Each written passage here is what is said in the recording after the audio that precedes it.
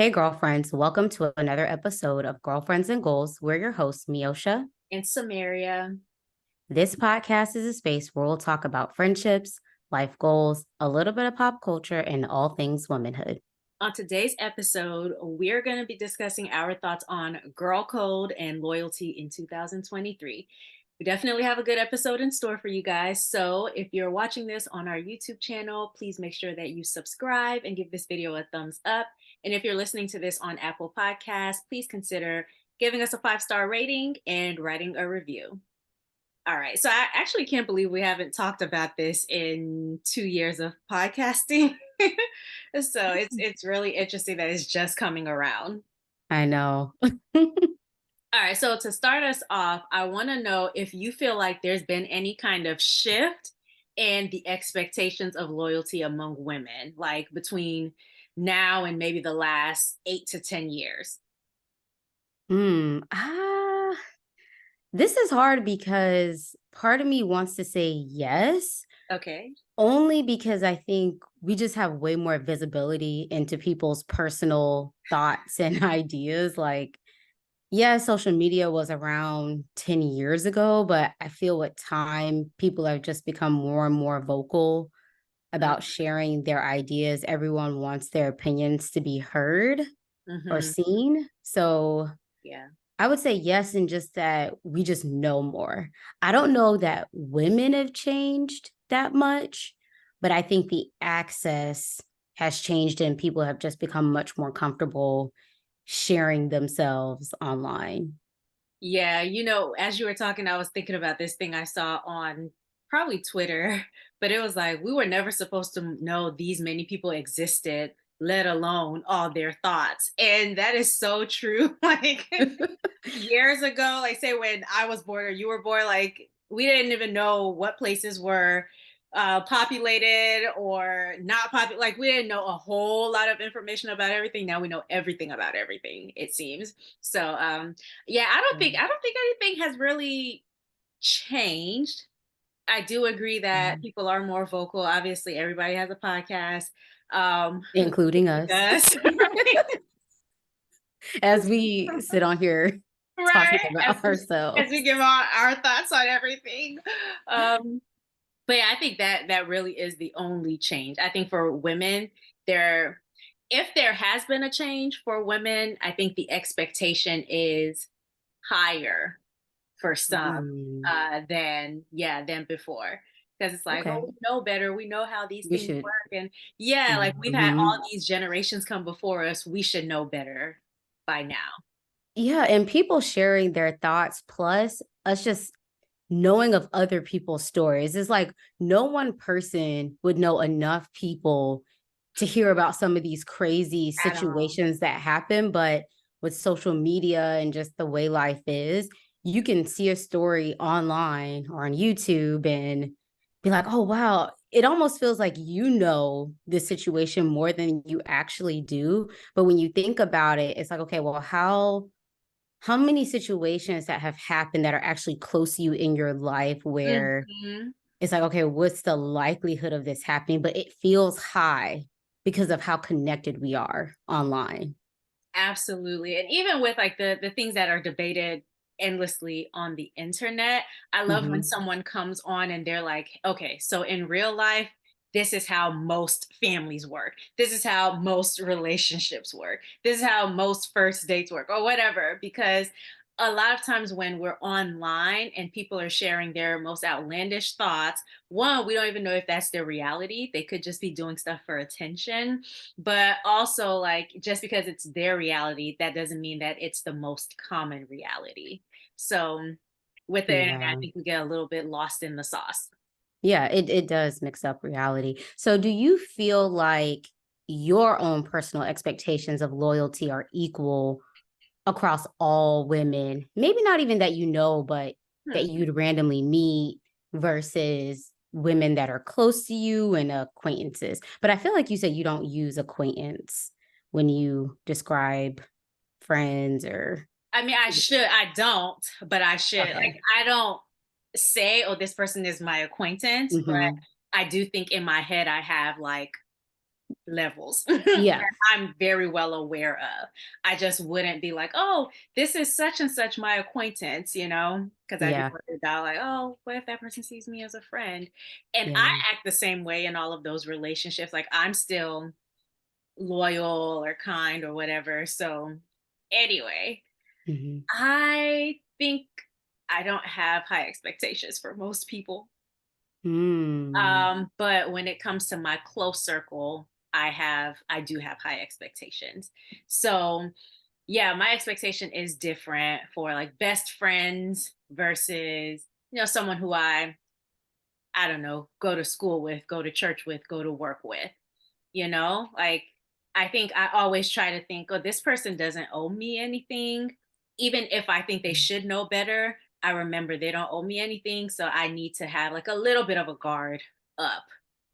Yeah, act accordingly. Yeah, Yeah. exactly. Yeah, that makes sense. I do think I have higher expectations of my close friends. Yeah. But I also think that part of that can be a bit problematic. And I don't know, we may go into that a little bit later. But Okay. yeah, I do think that there is difference because you're right. It's like, okay, well, this person doesn't owe me anything, but I don't know. I do think that there are like general ideas around girl code, whereas like we may see a situation or like if I observed something with you, Uh-huh. I could definitely see myself saying like, oh, well, that girl should have known better or acted different. Yeah. You okay. This whole conversation reminds me of an episode of The Game. Did you watch that show? Randomly. Okay. You can fill me in.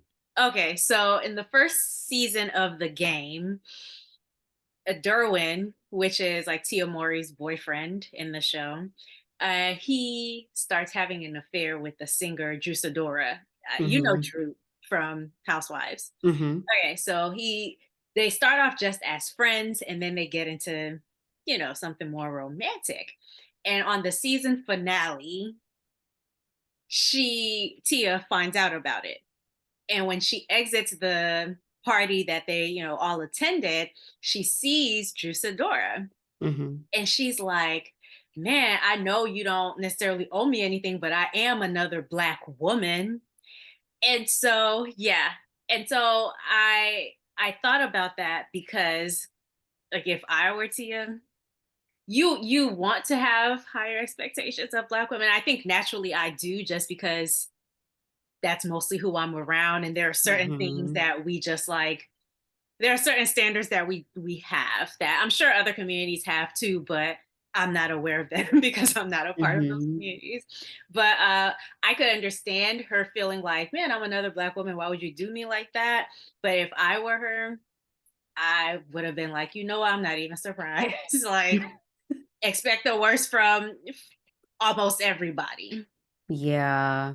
And it's like part of you, I think, wants to do that as a protection mechanism. Exactly. But it does suck because I think we'd all like to think there's this certain level of sisterhood that's Yes. there just given our position in the society that we live in. It's like, girl, you know me and my struggles. Yeah. So I expect you to do better. Absolutely, absolutely. Mm. So yeah, that's what I thought about. Do you feel like you have when you said we have like this higher expectation of sisterhood, do you feel like were you referring to Black women specifically or just women in general? Mm, I think it could go for both. Okay. Yeah, I think it could go for both, but definitely, I mean, I am a Black woman, so Mm, I think it's higher maybe, but I don't know that it should be that way in certain instances, you know? okay. Yeah. I mine is definitely higher for Black women than women from any other culture. Mm-hmm. Um, because I think I've seen in other instances, mostly professional, where Black women might have my back or might have had my back more than people from other cultures. Mm-hmm. And so I think, like, just based on my own experience, it's like, okay, I have a little bit more trust here because that's the world that I know, that's the community I know, and because of my own experiences. Yeah. So speaking of, I guess, Black women and sisterhood, I don't know if you saw this. I feel like it was maybe a month ago at this point. I think you saw Simone Biles got married, right? Yes, Yeah. So absolutely. congratulations to her. Mhm, But around that time, I don't know if you saw this. I'm pretty sure you did because you're on Twitter more than I am. But mhm, people, specifically Black women, had a whole lot to say about the way that she looked. And there was a lot of criticism that was there. Along with that, it was a lot of pushback mhm. from other Black women just saying, like, hey, y'all are being too harsh on her. You all need to get on code, support her. And so I wanted to ask you, what are your thoughts on women being expected to stay on code or show support even if you have a different opinion or you don't agree with what's been done or said? And she didn't do anything. I'm just using that as a recent example of this expectation of women, Black women specifically, needing to stand in line or get in line for support or be quiet. I so I will say that's usually my first step would be to be quiet before like all the facts. Like if someone did something, Mm-hmm. be quiet, wait for everything to come out, and then add my voice, because I do lean more towards the like support. And because it seems like the world, or actually I'll say the country that we live in, uh, is really harsh on people of a certain hue. Mm-hmm. I am very careful because human beings make mistakes. And so a lot of times I'm trying to analyze, okay, is this a mistake worth me being like, you know what, I can't support that person's business anymore. Let me go ahead and follow and unsubscribe. Or is it something where, okay, this person made a mistake because it's inevitable, but they're Mm-hmm. doing what they can to like stay ahead of it. They're being accountable for whatever their actions were and working to correct it. So yeah, so I am more on the be quiet support side. But Mm-hmm. I'm glad you brought this up because we actually haven't talked about it on the podcast. Mm-hmm. It was so upsetting because I didn't think there was anything wrong with her hair and how she looked. I guess people wanted her to like lay her edges. I'm not a laying edges girl. I have 4C hair, and the most I'll do is just like brush my hair back. But you're not gonna see a swirl or a twirl or a curl. You're not gonna see any of those things on me usually, because that's not what my hair wants to do. So I'm not gonna force my hair to do it. Yeah. So there was absolutely nothing wrong with how she looked. When I saw that come out, I went to look at the pictures. It was literally like, what's the problem?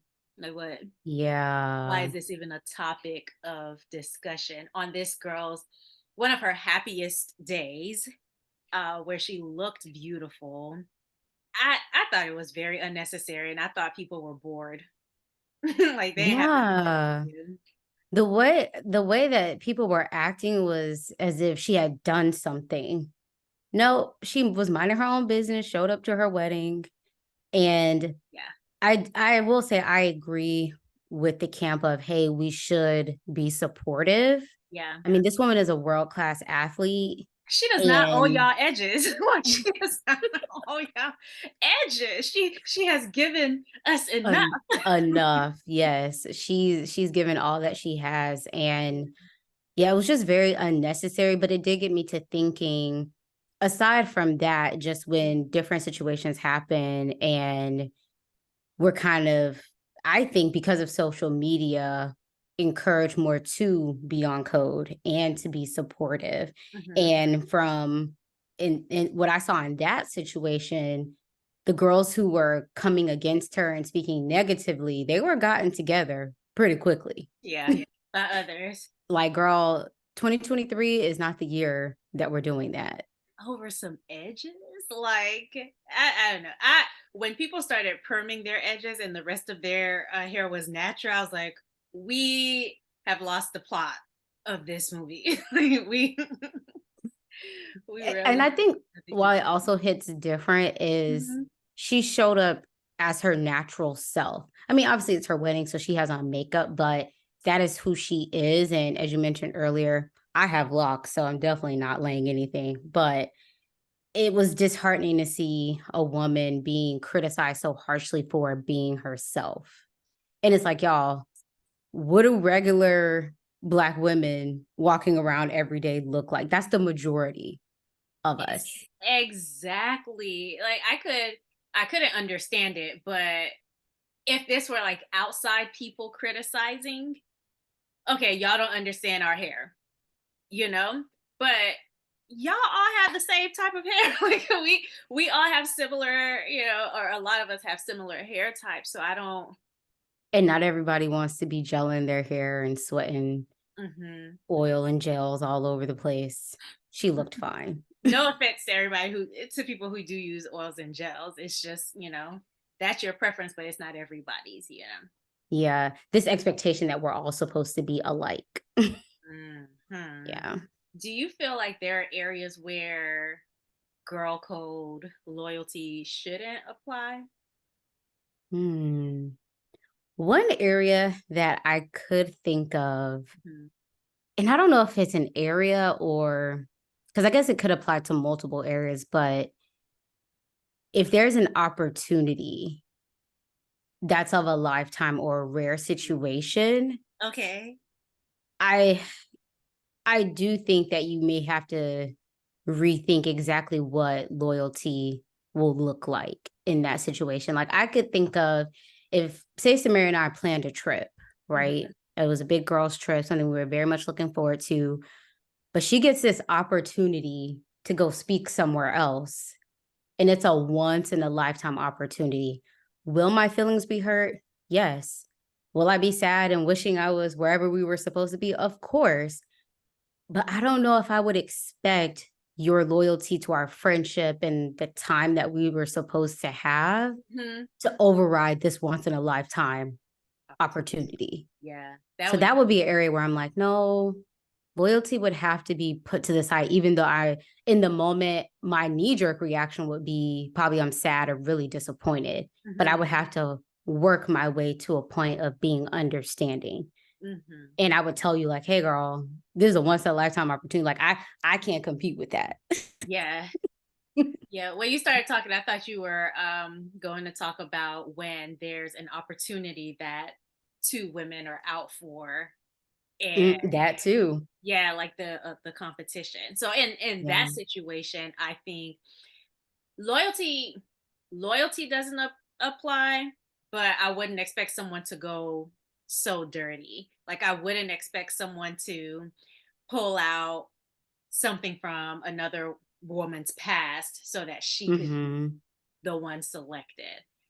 All I would expect is you bring your A game, this other person brings their A game, and may the best woman get the opportunity. What's for you is for you. You can't outrun it. It can't outrun you. Like Yeah. that's what I would expect in that situation. So I think loyalty slash girl code does apply as far as your as far as the way that you conduct yourself. Yeah. Your behavior in the process. Yeah, but not necessarily, oh, you know what, you have this opportunity and I'll just get the next one. No, ma'am. And that's where I think it can become a problem where you become too self-sacrificing to Mhm. where you're always putting someone else ahead of you because of loyalty, or if the loyalty is just not reciprocated. Because you could find yourself in that situation you may have in your head, like, oh, I'm so loyal to this person, and they may have in their mind, like, oh, well, I could kind of care less, like it doesn't apply. Mhm. Yeah. Yeah. So that, and then I also think in situations where, so like I said, I think I have some loyalty to just Black women in general. But Hmm. if I'm in a tight spot and I get to either choose the side of a Black woman who I just don't know, or someone else who I have more insight about or insight Hmm. into, I know more of their story, I know more of where they're coming from. I'm not saying loyalty to the Black woman goes out the window, but I would find myself in a tough spot, I think. Yeah. Yeah. Like if it's your close friend and Yeah. you're And the it's from a higher, different race. yeah. And yeah, I would struggle. Yeah. And you may even feel like you want to be loyal, even if they aren't the perfect pick. Yes. So it makes me think about during election time, Eva Longoria came out and said something about how, Hispanic women are the reason Hmm. why a candidate won, something along those lines. And people were like, no, baby. Hmm. It was the Black women. And so she was getting a lot of feedback from it online. And Kerry Washington came out because I guess they're friends. Hmm. Kerry Washington came out and was like, hey, she didn't mean anything by it, and took up for her friend. Mm. Had I been Kerry Washington, I might have just seriously, like, I might have just sent a text like, hey girl, you okay? I don't know that I would have gotten on Beyonce's internet and done that, just because that's a very tough situation to be in. You're a celebrity who a lot of Black women look up to. And it wasn't anything that wrecked Kerry Washington's career in Yeah. any way. I think everybody understands, oh, they have a relationship. So naturally she would want to come out and speak about her friend. But I would have just made sure my friend was okay offline and Yeah. supported her there and not brought it to the internet. Yeah. Also, if you actually think this person would have sacrificed their image or reputation themselves. Like for you. Hmm. Hmm. And maybe she would have. I Yeah, we don't don't know. know. But yeah, I would Mm. have had a struggle with that.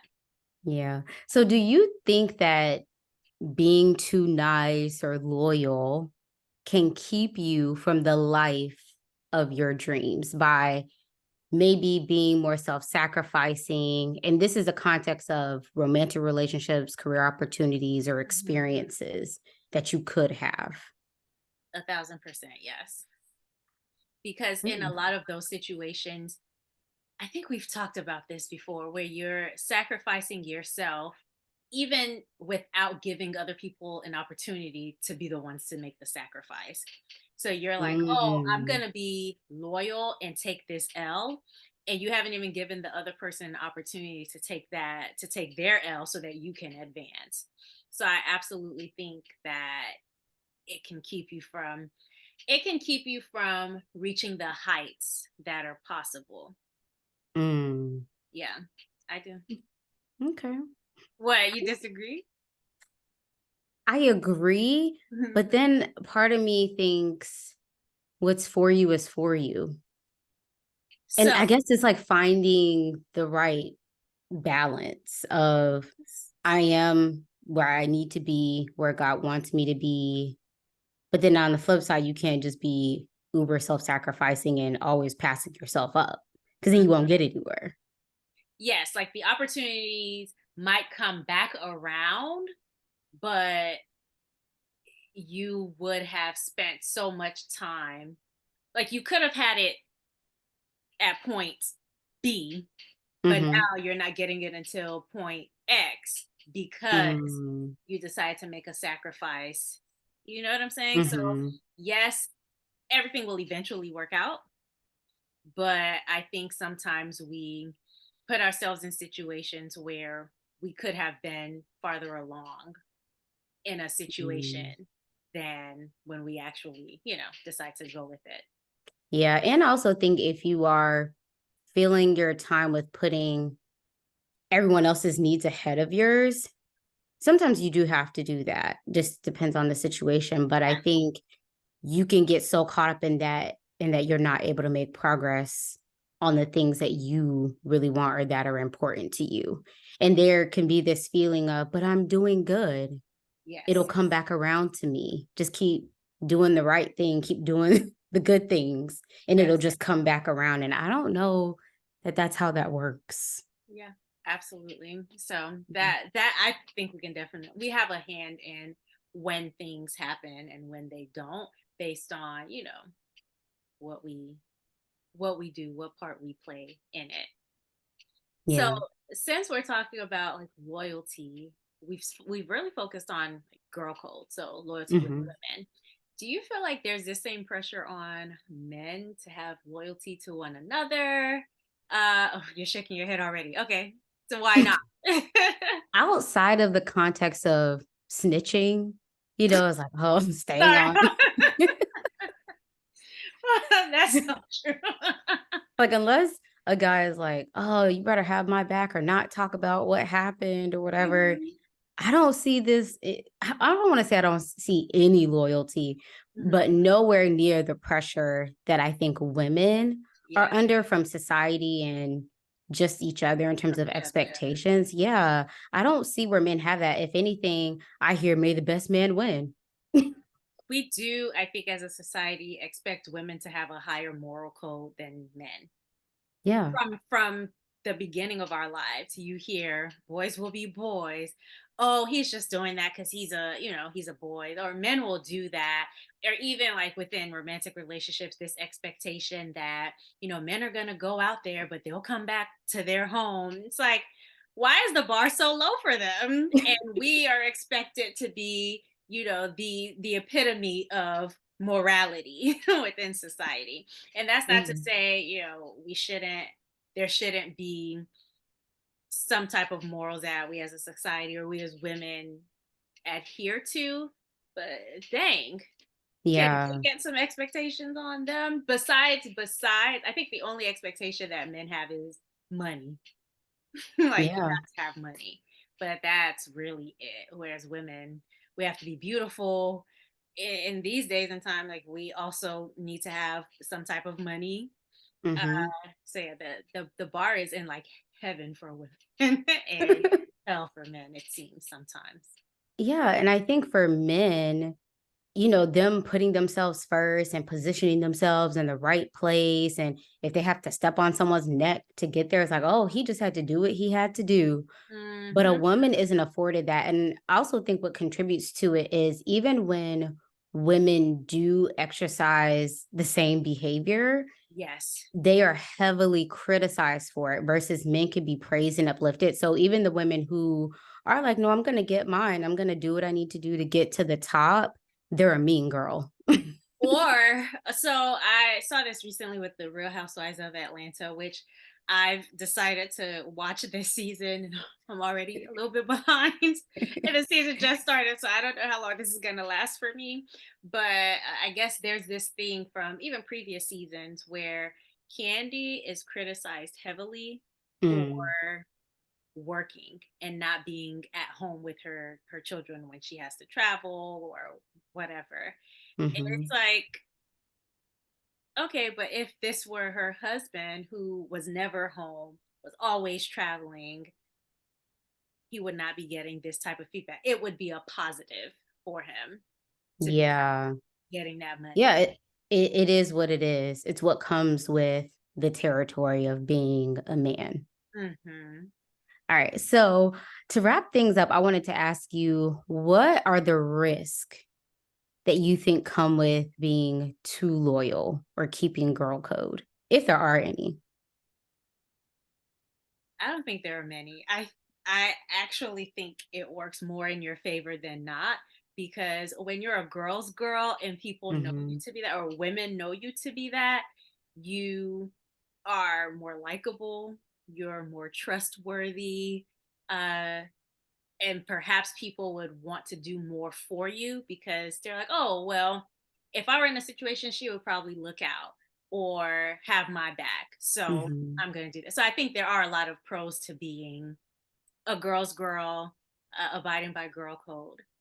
However, comma, I think when when people create their own girl code that isn't necessary, when people create their own girl code to hold you back from progressing, that is a Mm. huge risk. So if someone says, oh well, I wouldn't have expected you to have this conversation or be nice to this person since you know that we're beefing because girl code. It's Mm-hmm. like that's not girl code. Like you just made that up. Like you just created that as your own personal girl code. And I'm sorry, I cannot abide by your rules. So yes, Mm-hmm. when people try to manipulate girl code so that you can act the way that they want you to act, even if it's to your own detriment, then I think that's a risk. So just be mindful of who you're loyal to, especially like those personal relationships. I'm sure we have several episodes on watching the people who are around you, but the one that Mm-hmm. comes to mind is learning to vet your friends. So yeah, that I think that's the only risk is people like that who want to manipulate a situation. Yeah. I'd add to that, assuming loyalty will get you where you need to be alone. Yes. And when it's not reciprocated. And I don't know if that means that, I don't know, you and your friends have to be on the same page about what Yeah. girl code is. Part of me just thinks, girl, you should know at this big age we're at now. Like you should just know these things. I don't think Samara and I have ever had to have a conversation around what girl code is or isn't. Okay. So not me and you, but I did have a situation. This was during school. Mm-hmm. Well, And what part of school? Because you've been in school just for forever. Y'all know Samaria's been in school for forever, but she's almost done. she hating on me being an educated black woman. I don't want to say because Okay. it narrows down who I could be talking about. But Okay. no, I did have a situation with someone who is like still a good friend of mine, where the expectation was, okay, if we're supposed to work in groups, it's me and you in a group, no matter what. Hmm. So it was like our first year of this like academic program. Mm-hmm. And so I was like, oh, this person seems cool. Like you want to pair up, Mm-hmm. we're sitting right here. And there were like other options I felt for both of us. So to me, that wasn't a girl code violation, but to my friend, it was. And so, like, obviously, we're still friends. So it wasn't anything Mm-hmm. that broke up the friendship. But yeah, I did have that situation. So sometimes you're not on the same page about what Yeah. code is, especially if someone's basing it on their other friendships. So the things that I have other best friends who, I can't base our friendship on what Miosha's friendship with me looks like just because Mm-hmm. we're all different people. But if I were to be using the friendship I have with Miosha as the standard, I think that would be an issue in my other Mm-hmm. friendships. So, she said it, I understood it. I was like, okay, friend, like you don't like that, I understand. But we're in class together. It's me and you. That's it. Like it's not the end of the world. Mm-hmm. So yeah, sometimes you're just not in agreement. Yeah. And I guess you do have to get to know, like, that was a learning experience Mm-hmm. where you and I have had the opposite experience of like, child, we need time apart. We can't be in every class because we acting Exactly. up. Exactly. Yeah. So Um, actually, since this episode is about girl code, we're gonna go into our next segment, which is loosely based off of this. So today we're gonna do the would you rather this or that segment. And I have three different rounds. All okay. right. So I'll start with the first one. Would you rather date one of your ex's friends or have your friend date your ex? Have my friend date my ex. Oh, why? As long as it's not a best friend, I Mhm. don't I don't know that I would care.